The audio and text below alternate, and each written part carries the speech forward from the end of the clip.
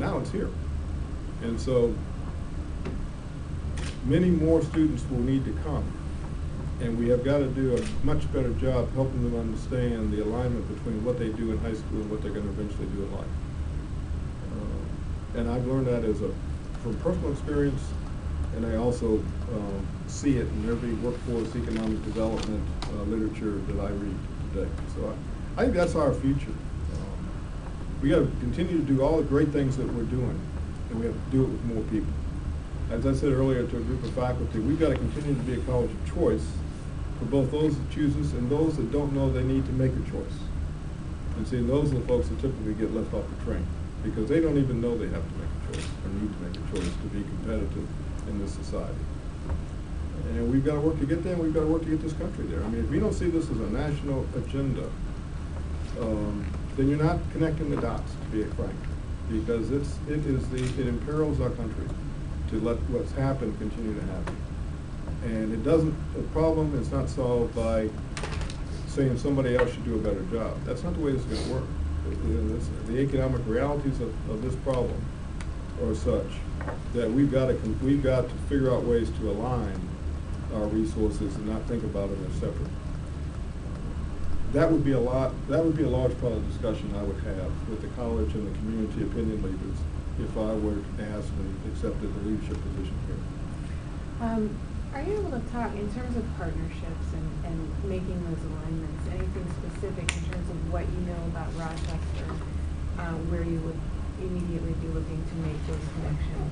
Well, there's absolutely no question that you've got a group of able school leaders here that I would need to have relationships with, and opinion leaders in the business community that would help drive that conversation. And one of the smartest things I ever did, and I didn't even know how smart it was when it was happening, for a year when I took this presidency I'm in now, I hosted once a month. I have to remember, I'm in South Jersey. In South Jersey, we have a fairly large Italian population, Italian ancestors. So for 12 consecutive months, I hosted a pizza.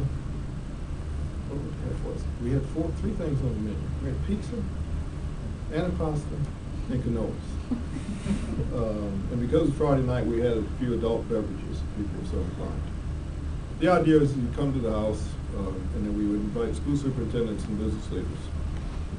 We sit in the dining room, and we would spend a couple hours having some food and having a drink, talking about, are there ways in which we can, as a community, assure that more students graduate from high school and become part of this workforce, and that they are more literate when they graduate from high school. And we talked a lot about what are the problems facing employers with new employees, and what are the problems facing superintendents in schools, and we found that the problems aren't all that dissimilar. So I would look for groups like that to have those types of conversations with. I think that, you know, if you looked at my background, I have a PhD in urban services leadership, you got to wonder what the heck that means. But part of what it means is I really value community-based change. And I believe that strength is in communities. I think talent is in communities. I think reasonable people that are reasonably bright will make really good decisions and put in a space where they can be free to share and talk with one another and figure out solutions to problems.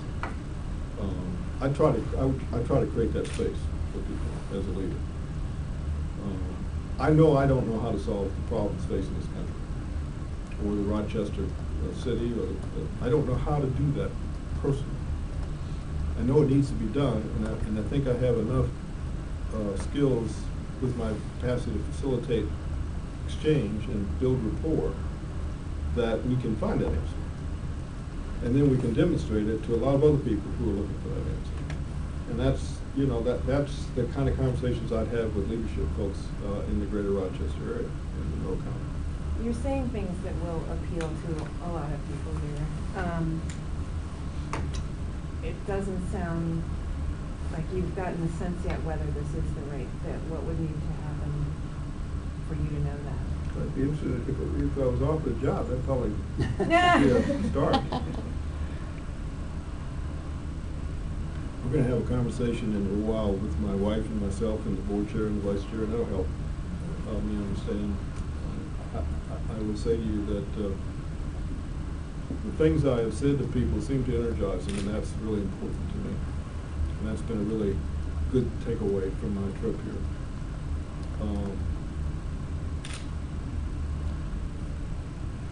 I am going to spend the next 10 to 12 years of my life probably doing something different than I'm doing today. And this could very well be that thing.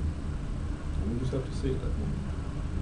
One of the main issues just regarding the search with the board has been looking for a local candidate against someone from outside. Now, obviously coming from places outside of New York, what are some of the steps that you feel would be important to address the issue of getting to know the community, getting to know the college, and kind of putting those fears to rest? Yeah, I think that's a reasonable goal and a good question from you, and a good goal for the board. I mean, the board absolutely wants a person that can hit the ground running and can begin to make a difference immediately with respect to leadership.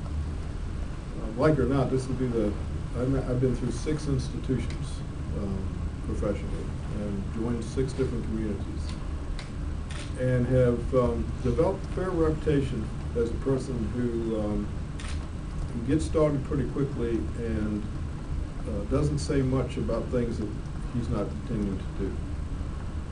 We have a history of delivering on the goods. It's not my decision to make. The board will have to try to determine what's the best fit for this community, and part of that analysis, I know, will be a very close scrutiny of my candidacy with respect to those other positions in my life and those other communities that I have been into as a newcomer and what happened.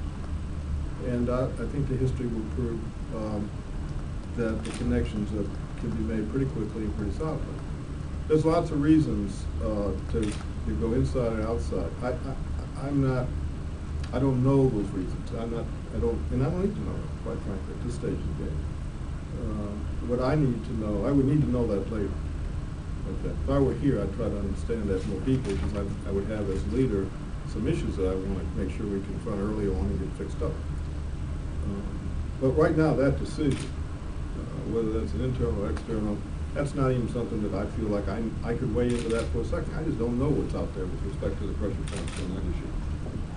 I do know what my candidacy represents, and I know what my history professionally represents, and I'm comfortable presenting that as a choice. We have time for one more question. You talked about why you want to come here. Why do you feel that you're the right choice?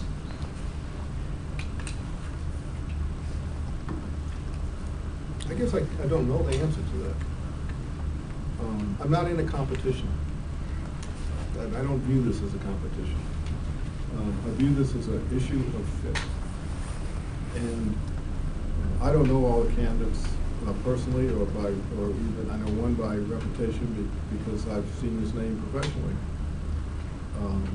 I wish them all well, and I hope that whichever one of us were to eventually come here, that is because we have the right fit for this institution.